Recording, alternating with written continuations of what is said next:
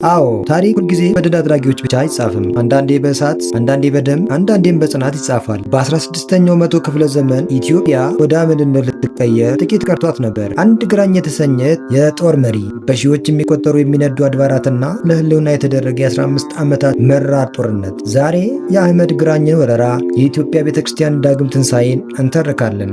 ተመልካቾቻችን ወደ ሰኒ ዘሚካኤል ዩቲዩብ ቻናል እንኳን በደህና መጣችሁ።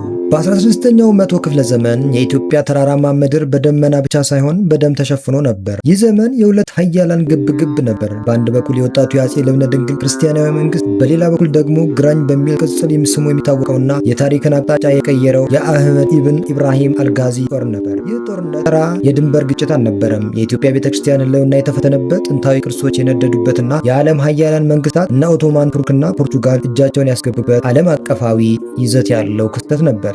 በዛሬው ዝግጅታችን ለ15 ዓመታት ሀገሪቱን ያናወጠውን፣ አድባራትን የከሰከሰውና በመጨረሻም በወይና ደጋ ጦርነት የተቋጨውን ያንን አስፈሪ ዘመን ወደ ኋላ ተመልሰን እንቃኛለን። አዎ ታሪኩ የሚጀምረው ከመካከለኛው ደጋማ ክፍል ሳይሆን ከቀይ ባህር ዳርቻ ነው። በወቅቱ የሀገሪቱ የምጣኔ ሀብት የጀርባ አጥንት የነበረው የዘይላ ወደብ ነበረች። ይህች ወደብ ለመቆጣጠር በክርስቲያኑ መንግስትና በሙስሊሙ የአዳል ሱልጣኔት መካከል ለዘመናት የቆየ ፉክክር ነበረ። አህመድ ግራኝ የሐረርን አካባቢ ኃይል በማስተባበር በቱርኮች የሚደገፍ ጠንካራ ጦር አደራጀ። ቱርኮች በወቅቱ እጅግ ዘመናዊ የነበረውን ነፍጥ ወይም ጠመንጃ ለግራኝ ጦር አቀረቡ። ይህ ደግሞ በጦር ሜዳ ላይ ትልቅ የኃይል ሚዛን መዛባት ፈጠረ። በ1522 ዓ.ም እንደ አውሮፓውያን አቆጣጠር በ1529 በሙጆ አካባቢ ሽንብራ ኩሬ በተባለት ቦታ ላይ ታላቅ ጦርነት ተደረገ።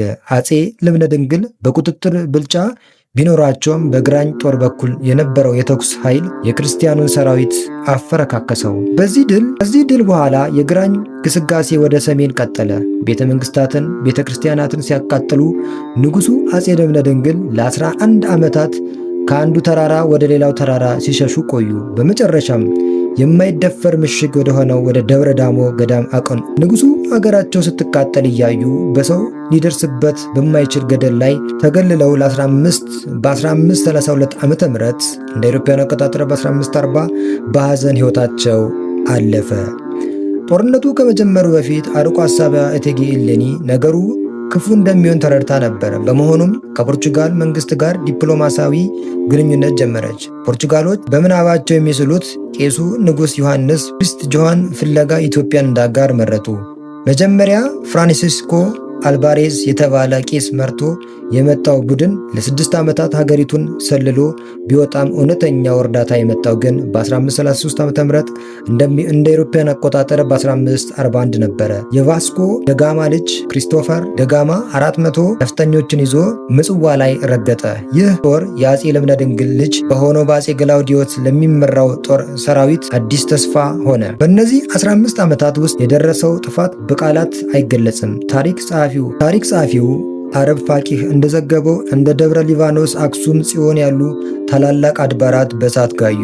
የወርቅና አልማዝ የለበሱ ንዋየ ቅድሳት ተዘረፉ። ጥፋቱ በሕንፃ ላይ ብቻ አልነበረም፣ በሕዝቡ ስነ ልቦና ላይም ጭምር እንጂ። ክርስቲያኖች በግዴታ እምነታቸውን እንዲቀይሩ ተደረገ። ለዘመናት የቆዩ የጋብቻና የሥነ ምግባር ሥርዓቶች ፈረሱ። ለምሳሌ ያህል ያለ ካህን ፈቃድ ማግባትና ዕቁባትን መያዝ በወረራው ምክንያት የተለመዱ መጥፎ ልምዶች ናቸው። የቦታ ስሞች እንኳን ተቀየሩ። ባሌ አካባቢ አባ አኖሬዎስ ይባል የነበረው ቦታ ኑራ ሐሴን ተብሎ እንዲጠራ ሆነ። ነገር ግን ቤተ ክርስቲያን ሙሉ በሙሉ አልጠፋችም። ለዚህም ምክንያቱ የታቦትና የቅዱሳን መጻሕፍት ስደት ነው። አባቶቻችን ሕይወታቸውን ለውጠው ቅርሶችን ወደ ማይደረስባቸው ዋሻዎች፣ ደሴቶች አሸሹ። ታቦተ ጽዮን ወደ ዝዋይ ሐይቅ መሰደድ ለዚህ ትልቅ ማሳያ ነው። ጦርነቱ ካበቃ በኋላ ደግሞ የደብረ ሊባኖስ እጨጌ ዕንባቆም መጽሐፈ ቄዳር የተባለው የጸሎት መጽሐፍ አዘጋጁ። በዚህም መሰረት በግዴታ እምነታቸውን የቀየሩ ምዕመናን በጸበልና በጸሎት ወደ ቀደመ እምነታቸው እንዲመለሱ በማድረግ ቤተ ክርስቲያንን እንደገና አነጹ። የመጨረሻው ምዕራፍ የተጻፈው ዓመተ ምህረት እንደ አውሮፓውያን አቆጣጠር በ1543 በወይና ደጋ ነው። በዚህ ታሪካዊ ጦርነት አህመድ ግራኝ ተገደለ። የአዳል ሰራዊትም ተበተነ። ጦርነቱ በክርስቲያኑ መንግስት ድል አድራጊነት ቢጠናቀቅም አገሪቱ ግን ክፉኛ ቆስላ ነበር።